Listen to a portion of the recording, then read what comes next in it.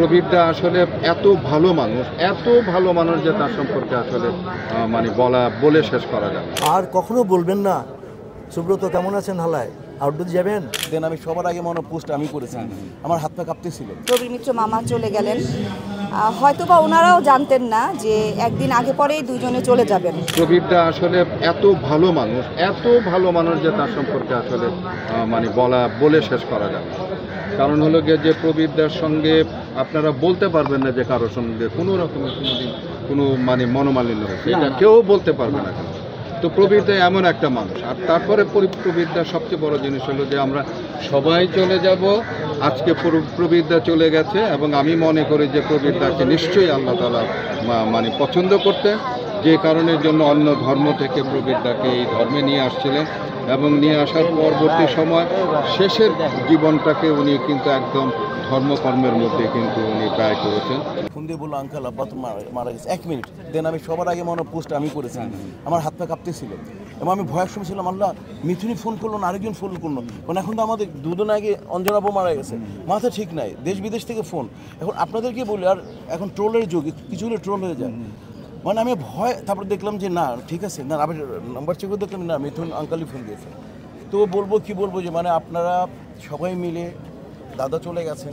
আমি আমি একেবারে বলতে পারি দাদা যে ব্যক্তিত্ব ছিলেন, দাদা যে আদাকারী ছিল, যে মানবিক মূল্যবোধ ছিল, দাদা অবশ্যই আল্লাহ তাকে বেহেশতের অন্যতম জায়গায় স্থান দিবেন। আর তার ছেলে মেয়েগুলো যাতে তার বাবার এই মানে শোকটা যে সহ্য করে, সেই আল্লাহ তৌফিক দিক, এই দোয়া করি এবং তার বিদায়ী রুহের মাগফিরাত কামনা করি। প্রবীর মিত্র সম্পর্কে আপনারা হয়তো বর্তমান সময়ের যারা আপনারা সাংবাদিক রয়েছেন, তারা ইউটিউব কিংবা ফেসবুকে পুরনো ছবি দেখলে তার অভিনয় প্রতিভা সম্পর্কে আপনি জানবেন, জানতে পারবেন। আমি যেটা বলতে চাই যে আমাদের সমসাময়িক যেহেতু সে ছিল, সেই ক্ষেত্রে প্রবীর ছিল অ্যাকচুয়ালি জনতার শিল্পী। এই কথাটা এই জন্য বলছি যে ওর আগমন হয়েছিল আমাদের মতোই নায়ক হিসাবে এই সিনেমার পর্দাকে প্রতিষ্ঠিত করার জন্য, নিজের অবস্থানটাকে সুদৃঢ় করার জন্য। দাদা আমাদের ছেড়ে চলে গেছেন, আর কখনো বলবেন না সুব্রত কেমন আছেন হালায় আউটডোর যাবেন। আপনার লোকে আমার রুমটা রেখে দেন, নাহলে আপনার লোকে রাখেন, আমরা আলাদা দিয়েন না, বুঝছেন না। কথা কোনো লোক নাই তো, এখন সবাই কাজে ব্যস্ত। আসলেই কথা বলার লোক আমরা কমে গেছি বিধায় দাদার সাথে আমাদের দূরত্বটাও বেড়ে গিয়েছিল। দাদা কথা বলতে পারতো না, দাদা শুনতো না, দাদা হুইল চেয়ারে চলতো, কে যাবে, আমরাও অনেক না, দাদা গেলে তো দাদাকে কথা বলে দাদা উত্তর দিতে পারবে না, কথা শুনবে না। এই যে দূরত্বটা সৃষ্টি হয়ে গেল, সেই দূরত্বটা আজকে একেবারেই ছিন্ন হয়ে গেল। আর দূরত্বটা কখনোই আমরা কমিয়ে আনতে পারবো না, ব্যবধানটা অনেক হয়ে গেছে। প্রবীর মিত্র মামা চলে গেলেন, হয়তোবা ওনারাও জানতেন না যে একদিন আগে পরেই দুজনে চলে যাবেন, এই জিনিসটা হয়তো ওনারাও জানতেন না। তো খারাপ লাগছে অনেক, তবে কিছু করার নাই, আল্লাহর উপরে তো আর হাত নাই কারো, আল্লাহর ইচ্ছাই সব কিছু, আল্লাহ তাআলা যা চেয়েছেন তাই হয়েছে।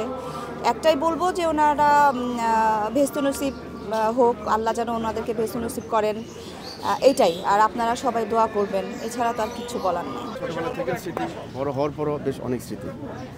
তো এখন আমাদের তো একটাই কাজ, আমি আগেও বলেছি আবারও বলছি, একটাই কাজ, আমরা দোয়া করব উনি যেন পরকালে সুন্দরভাবেই থাকেন। প্রবীরদা তো আমাদের মানে বাংলাদেশের একজন লেজেন্ডারি একজন অ্যাক্টর। আজকে তো উনি চলে গেলেন না ফেরার দেশে। তো ওনার যে বর্ণাঢ্য যে ক্যারিয়ার, ওনার যে মানে আপস অ্যান্ড ডাউন, আমি যখন এসেছি ওনার সাথে আমি ছবি করেছিলাম। উনি ভীষণ ভালো একজন মানুষ ছিলেন এবং অনেক আদর করতেন। ছবি করার সময় ওনার কাছ থেকে আগের অনেক ঘটনা শুনেছি। তো কালকে রাতে যখন ঘটনা শুনলাম আর ঠিক থাকতে পারিনি, খারাপ লেগেছে। তো আজকে জানাজা এফডিসিতে হবে, তো সকালবেলাই চলে এলাম। ওনার আত্মার মাগফিরাত কামনা করা ছাড়া তো আর কোনো এখন অপশন নেই, দোয়া করি। প্রবীরদার বিষয়ে যদি কিছু বলতে হয়, যে ওনার মতো গুণী শিল্পী আসলে আমি আর দেখিনি, আমি আর পাইনি। কারণ হচ্ছে যে প্রবীরদা যদি কারোর সাথে কথা বলতেন, পাশের মানুষ তার মুখ নাড়াচাড়া দেখে বুঝতে পারতেন যে কথা বলছে, তা নাহলে বোঝা যেত না। উনি এত আস্তে কথা বলতেন এবং এত ভদ্র এবং এত ওয়েল বিহেভ, তার ব্যবহার এত ভালো ছিল।